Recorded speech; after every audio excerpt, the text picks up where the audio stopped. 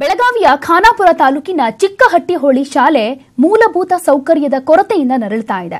ಗೋಡೆಗಳು ಬಿರುಕು ಬಿಟ್ಟಿದ್ದು ಛಾವಣಿ ಹಾಳಾಗಿದೆ. 1904ರಲ್ಲಿ ಆರಂಭವಾಗಿರೋ ಈ ಶಾಲೆ ಗೋಡೆ ಯಾವಾಗ ಬೇಕಾದರೂ ಕುಸಿದು ಬೀಳೋ ಹಂತ ತಲುಪಿದೆ. ಇಲ್ಲಿ 1ರಿಂದ 8ನೇ ತರಗತಿವರೆಗೆ ಪಾಠ ಹೇಳಿಕೊಡಲಾಗುತ್ತೆ. 150 ಮಕ್ಕಳಿದ್ದಾರೆ. ಆದರೆ ಶಾಲೆಯಲ್ಲಿ ಇರೋದು ಒಟ್ಟು 9 ಕೊಠಡಿಗಳು ಮಾತ್ರ. ಇವುಗಳಲ್ಲಿಯೂ 2 ಕೊಠಡಿ ಹಾಳಾಗಿದ್ದು ಪೋಷಕರು ಆತಂಕಗೊಂಡಿದ್ದಾರೆ. ಶಾಲೆಯ ದುಸ್ಥಿತಿ ಕುರಿತು ಮೇಲಾಧಿಕಾರಿಗಳ ಗಮನಕ್ಕೆ ತಂದಿದ್ರೂ ಯಾವುದೇ ಪ್ರಯೋಜನವಾಗಿಲ್ಲ ಅಂತ ಶಿಕ್ಷಕರು ಹೇಳ್ತಿದ್ದಾರೆ. ಕಾಂಗ್ರೆಸ್ನಲ್ಲಿ ಪ್ರಭಾವಿ ಶಾಸಕಿ ಅನ್ನಿಸಿಕೊಂಡಿರೋ ಲಕ್ಷ್ಮಿ ಹೆಬ್ಬಾಳ್ಕರ್ ಕೂಡ ಇದೇ ಶಾಲೆಯಲ್ಲಿ ಓದಿದ್ರು. ಹೀಗಾಗಿ ಲಕ್ಷ್ಮಿ ಹೆಬ್ಬಾಳ್ಕರ್ ಅವರು ಶಿಕ್ಷಣ ಇಲಾಖೆ ಅಧಿಕಾರಿಗಳ ಮೇಲೆ ಒತ್ತಡ ತರಬೇಕು ಅಂತ ಜನ ಆಗ್ರಹಿಸುತ್ತಿದ್ದಾರೆ. ಕಟ್ಟಡ ಪರಿಸ್ಥಿತಿ ಐತ್ರಿ. ಎಲ್ಲಾ ಹುಡುಗರ ಮ್ಯಾಗ ಹಂಚಿ ಬಿಡ್ತಾರೆ. ಹಿತ್ಲಾ ಕಂಪೌಂಡ್ ಹೊಡೆದೈತ್ರಿ. ಎಲ್ಲ ಹಾವದು ಬರತ್ತಾವ್ರಿ. ಎಲ್ಲಾರು ಬರ್ತಾರೆ. ಹಂಗ ನೋಡೋಕಾರಿ ಏನೋ ಕಾಳಜಿ ಮಾಡೋಲ್ರಿ. ಮತ್ತೆಲ್ಲಾ ಪುಸ್ತಕಗಳು ತೊಯ್ಯಾತಾವ್ರಿ. ಛತ್ರಿ ಹಿಡ್ಕೊಂಡ್ ಬರತ್ತಾವ್ರಿ. ರೂಮ್ಗಳೆಲ್ಲ ಸೋರಾತಾವ್ರಿ. ಶಿಕ್ಷಕರಿಗೆ ಭಾಳ ತೊಂದರೆ ಆಗತ್ತೈತ್ರಿ. 1904 ಸ್ಥಾಪನೆ ಆಗೈತ್ರಿ. 114 ವರ್ಷ ಆತ್ರಿ ಶಾಲೆ ಕಟ್ಟಿ. ಪ್ರತಿ ಸಲ ಮಂಗ್ಯಾಗಳು ಬಂದ ಆ ಹಂಚನ್ನ ಒಡೆದು ಹೊಂಟಾವ. ಅದರಿಂದ ಗೋಡೆಗಳನ್ನು ಬಿರುಕ್ಬಿಟ್ಟ ಯಾವಾಗ ಬೀಳ್ತೈತೋ ಅನ್ನುವಂಥ ಪರಿಸ್ಥಿತಿ ಐತಿ.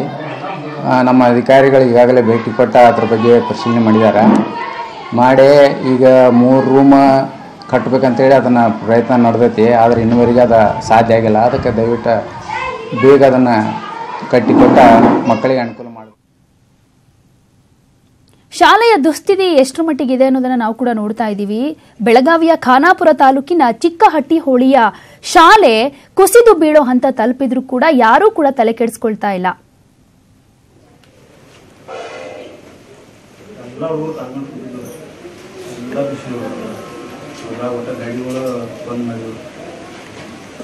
ಇನ್ನು ಈ ವಿಚಾರವಾಗಿ ಮಾತನಾಡೋದಕ್ಕೆ ಶಾಲೆಯ ಮುಖ್ಯ ಶಿಕ್ಷಕರಾಗಿರುವಂತಹ ಬಸವರಾಜ್ ಹಿರೇಮಠ್ ಅವರು ದೂರವಾಣಿ ಸಂಪರ್ಕದಲ್ಲಿದ್ದಾರೆ. ನಮಸ್ತೆ ಬಸವರಾಜ್ ಅವರೇ. ಹಲೋ ಬಸವರಾಜ್ ಅವರೇ, ನನ್ನ ಧ್ವನಿ ಕೇಳ್ತಾ ಇದೆಯಾ ನಿಮ್ಗೆ? ಹಲೋ ಹಲೋ ಹಲೋ ನನ್ನ ಧ್ವನಿ ಕೇಳ್ತಾ ಇದೆಯಾ ಬಸವರಾಜ್ ಅವರೇ? Hello, clear ಆಗುತ್ತ್ರಿ? ಓಕೆ, ನಾವು ಮತ್ತೆ ನಿಮ್ಮನ್ನ ಕಾಂಟ್ಯಾಕ್ಟ್ ಮಾಡ್ತೀವಿ. ಸರಿಯಾಗಿ ಕೇಳಿಸ್ತಾ ಇಲ್ಲ ನಿಮ್ಮ ವಾಯ್ಸ್. ಒಟ್ಟಾರೆ ಸಾಕಷ್ಟು ಶಿಕ್ಷಕರು ಕೂಡ ಆರೋಪ ಮಾಡ್ತಿದ್ದಾರೆ, ದೂರನ್ನ ಕೊಟ್ಟಿದ್ದಾರೆ. ಯಾಕೆಂದ್ರೆ ಯಾವ ಹಂತದಲ್ಲಾದ್ರೂ ಕೂಡ ಗೋಡೆ ಕುಸಿದು ಬೀಳಬಹುದು. ಆ ಕಟ್ಟಡದ ಒಳಗಡೆನೆ ಮಕ್ಕಳು ಪಾಠವನ್ನ ಕೇಳಬೇಕು ಅಂದ್ರೆ ಮಕ್ಕಳಿಗೂ ಕೂಡ ಆತಂಕ ಇದೆ. ಈ ಸ್ಕೂಲ್ಗೆ ಕಳಿಸೋದಕ್ಕೆ ಪೋಷಕರು ಕೂಡ ಭಯ ಪಡ್ತಾ ಇದ್ದಾರೆ. ಯಾವ ಕ್ಷಣದಲ್ಲಿ ಏನ್ ಬೇಕಾದ್ರೂ ಆಗಬಹುದು ಅಂತ. ಯಾಕೆಂದ್ರೆ ಮಳೆಗಾಲ ಕೂಡ ಆಗಿರೋದ್ರಿಂದ ಅನೇಕ ಕಡೆ ನೋಡ್ತಾ ಇದೀವಿ ನಾವು ಏನೆಲ್ಲ ಅನಾಹುತಗಳು ಆಗ್ತಾ ಇರುತ್ತೆ ಅಂತ. ಈ ಶಾಲೆ ಇಷ್ಟರ ಮಟ್ಟಿಗೆ ದುಸ್ಥಿತಿಗೆ ತಲುಪಿದ್ರು ಕೂಡ ಸಂಬಂಧಪಟ್ಟವರು ತಲೆ ಕೆಡಿಸ್ಕೊಳ್ತಾ ಇಲ್ಲ. ಅದನ್ನ ರಿಪೇರಿ ಮಾಡುವಂತ ಕೆಲಸವನ್ನು ಕೂಡ ಮಾಡ್ತಾ ಇಲ್ಲ ಅನ್ನೋದೇ ಅಲ್ಲಿರುವಂತ ವಿದ್ಯಾರ್ಥಿಗಳ ಆತಂಕ ಆಗಿದೆ.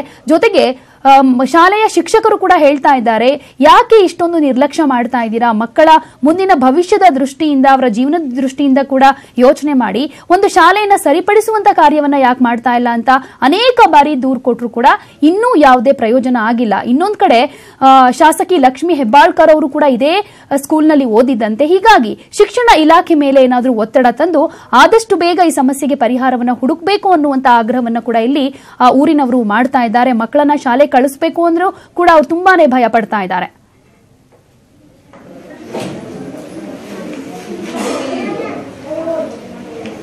ಈ ಬಗ್ಗೆ ಮಾತನಾಡೋಕೆ ಮುಖ್ಯ ಶಿಕ್ಷಕರಾಗಿರುವಂತಹ ಬಸವರಾಜ್ ಹಿರೇಮಠ್ ಅವರು ದೂರವಾಣಿ ಸಂಪರ್ಕದಲ್ಲಿದ್ದಾರೆ. ನಮಸ್ತೆ ಬಸವರಾಜ್ ಅವರೇ.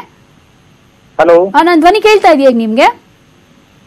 ಹಲೋ ಮೇಡಮ್, ನನ್ನ ಧ್ವನಿ ಕೇಳ್ತಾ ಇದೆ ಅಲ್ಲ ನಿಮ್ಗೆ ಬಸವರಾಜ್ ಅವರೇ? ಕ್ಲಿಯರ್ ಆಗತ್ರಿ ಮೇಡಮ್. ಅದೇ ಬಸವರಾಜ್ ಅವರೇ, ಈಗ 114 ವರ್ಷ ಆಗಿದೆ ಆ ಶಾಲೆ ಕಟ್ಟಿ. ಇನ್ನೂ ಕೂಡ ಸರಿಯಾದಂತ ಒಂದು ಮೂಲಭೂತ ಸೌಕರ್ಯ ಆ ಶಾಲೆಗೆ ಸಿಗ್ತಾ ಇಲ್ಲ. ಗೋಡೆ ಕುಸಿದು ಬೀಳೋ ಹಂತದಲ್ಲಿದೆ. ಎಷ್ಟು ದಿನಗಳಿಂದ ಈ ಪ್ರಾಬ್ಲಮ್ ಆಗ್ತಾ ಇದೆ? ಯಾರ್ಯಾರು ಗಮನಕ್ಕೆ ತಂದಿದ್ದೀರಾ ನೀವು? ಹಲೋ ಮೇಡಮ್, ಕೇಳ್ತಿದ್ಯಾ ನನ್ನ ಧ್ವನಿ ನಿಮ್ಗೆ?